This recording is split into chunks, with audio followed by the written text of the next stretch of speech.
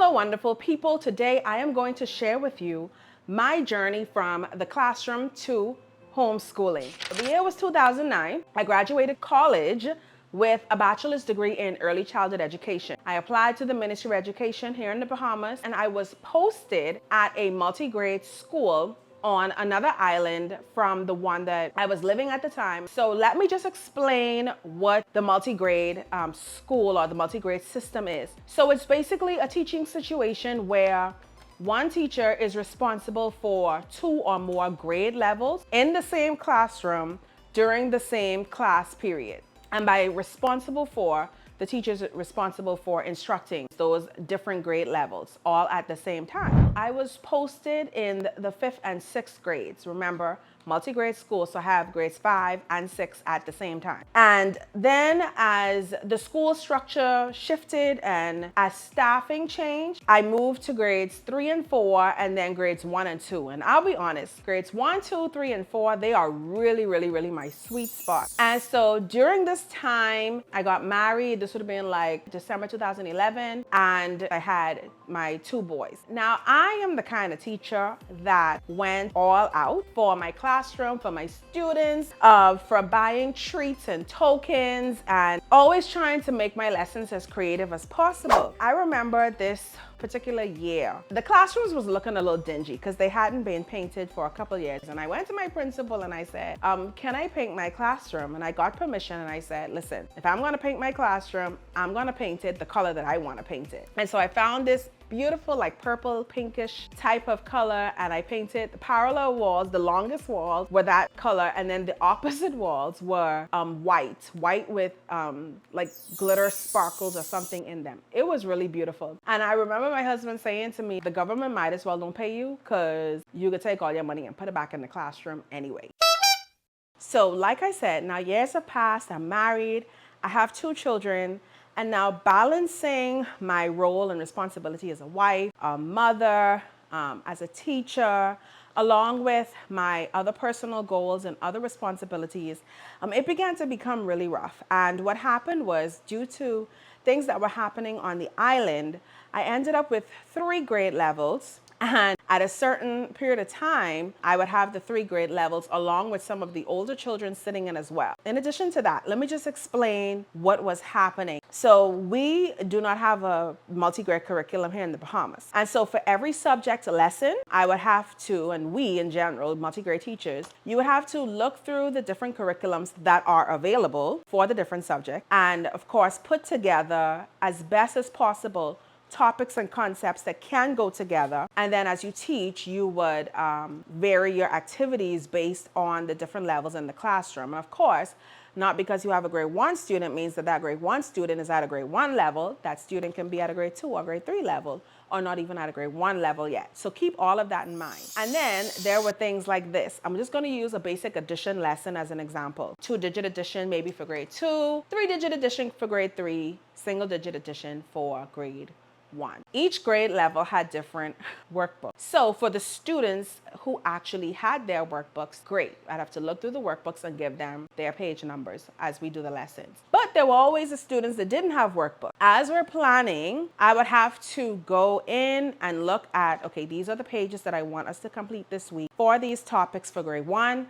These are the pages that we would want to complete for grade 2, and the same thing for grade 3. And then what would happen is, by the way, we did not have a secretary or clerk. We, the teachers, were the secretary, clerk, security, all of that. What we would have to do was look at the number of students for each grade level that we don't have those books for, which we probably already had recorded because they were our students in our class. And then we'd have to go and make those copies out of each book. That's simple when it's just like one lesson. But when you think of like all of the workbooks that they may possibly have, the different grade levels, the students that don't have resources, it did become challenging. In addition to that, I dreaded exam time. Let me explain why. Let's say we did 10 subjects during the semester. So what would happen is, when it's time to prepare examinations, each exam for each subject needs to reflect the challenge for each grade level. So I can easily be making up 30 exams, 10 for each grade level, to accommodate the different grade levels and also to keep the integrity of the exam. And that became more of a challenge after my second child, who was born with some skin issues. And especially at the time when he was younger, we were really trying to figure out what's going on. We went back and forth to doctors. And I remember this one night, I was preparing exams and I was in the groove. Everything was flowing. I'm trying to get all these exams done because they need to be checked by my principal, and then they would have to be printed and copied and all of that. My principal, by the way, was also a teacher as well. So it's like a teacher principal. My son was waiting on me to get him ready for bed. He had a routine for bath and his creams and things like that that he needed for his skin. And he kept asking me, and I just kept saying, okay, baby, give me a couple more minutes, because I had so much to cover and I was just trying to get it all done.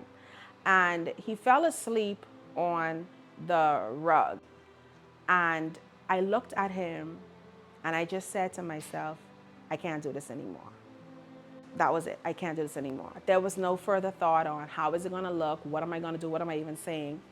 I just knew at that moment something needed to shift. In addition to that, I had a couple of miscarriages. I was getting these, I don't know if you call them shocking pain or twitching, whatever it was, in my head, in my eyelids. My eyelids would just constantly be twitching.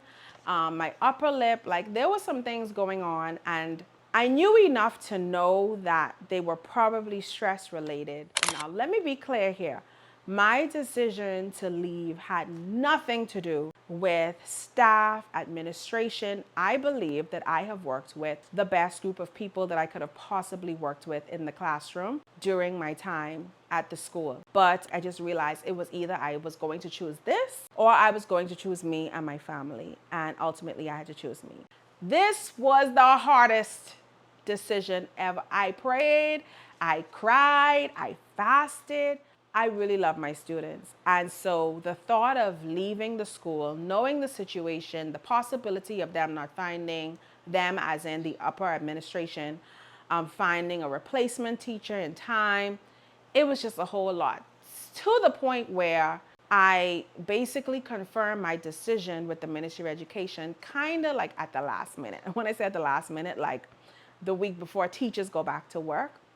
And that was not intentional. That was just the pulling that was on me, but I knew that I had to let it go. So after letting it go, my goal was to work on some other personal goals. And all of a sudden, I started feeling this inclination to homeschool my children. Now, homeschooling was never, ever, ever something that was on my mind. I had never even researched it to any extent. I don't even know if I even knew any homeschoolers personally at that time. But here I am, making this decision, and I'm feeling this desire to homeschool. Once again, I started praying about it. And even when the new school year started, I left my eldest at the school. And just after the first semester, I think into the second semester, I was like, no, this isn't making any sense. I need to homeschool my children. I just knew that God was leading me in a completely different direction from what I had in mind of what my resignation, I guess you can say, was going to look like. And so in all of that, I have learned so much about myself, so much about my family during this period of time that I've been homeschooling my boys. If I thought I had some idea of why I may have been led to do it then, I have 100 more reasons now, because every day I'm learning something new, and there's just no limit to how God has used this to grow me up and to be a blessing to my family. In addition, there are a lot of things that I'm learning that I would do differently if I were to go back into a traditional classroom. And there are things that really worked I use now with my with my boys. Well, they are my students. And so it's a beautiful growing process. Do I have fears? Oh my goodness. I remember the first day that I had both of them together. And I remember standing in front of these two boys on the first day. In my mind, I was like, what am I doing? Like, these boys are gonna think their mama lost her whole mind. And from that day to now, I still do have fears, but for every time I would ask them, hey, listen, do you wanna go back into the classroom? They're like, no, we're fine right here. And that just, whew, that is a relief. So that is my journey from classroom to becoming a homeschooler. Thank you so much for watching. Bye.